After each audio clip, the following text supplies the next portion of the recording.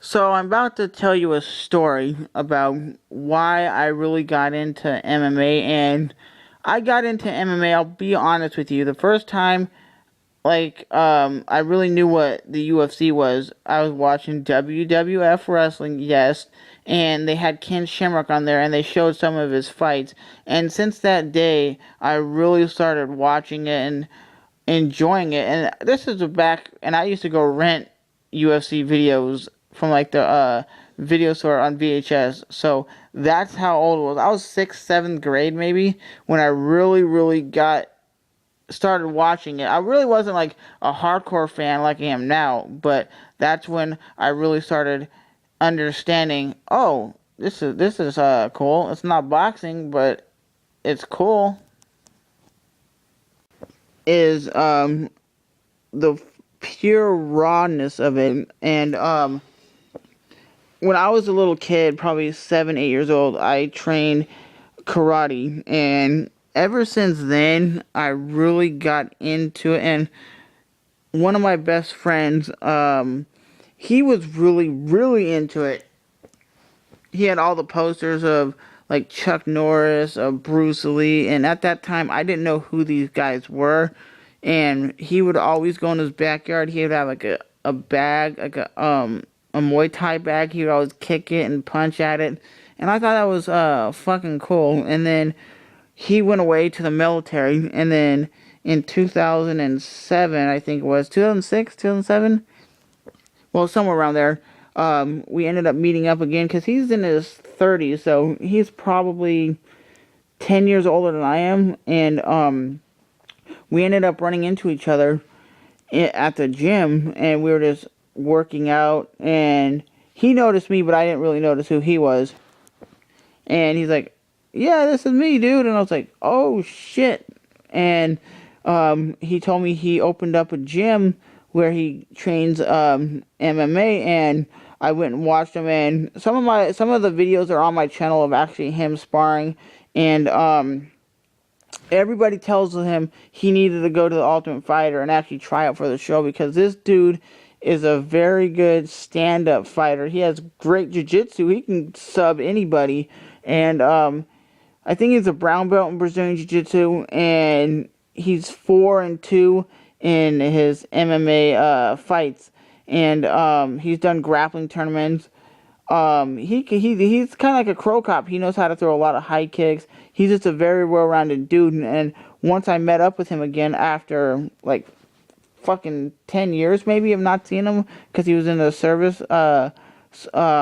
making sure this country is safe, and he was training in the military. But my thing is, once I actually hung out with this dude and actually started, that's really what really got me back into MMA, is really hanging out with him and watching him spar and watching him train, and just the overall rawness of him and the passion this dude has for mixed martial arts. And he trains it and he teaches it. And yes, he doesn't train in like the biggest gym in the world, but he fucking does it because he loves it. And once I understood what he was doing, I understood really what mixed martial arts was all about. Because when I watched mixed martial arts back in the early 90s, and when Ken Shamrock was around, I really didn't know really any aspect of the game. I just knew, okay, there are two guys fighting.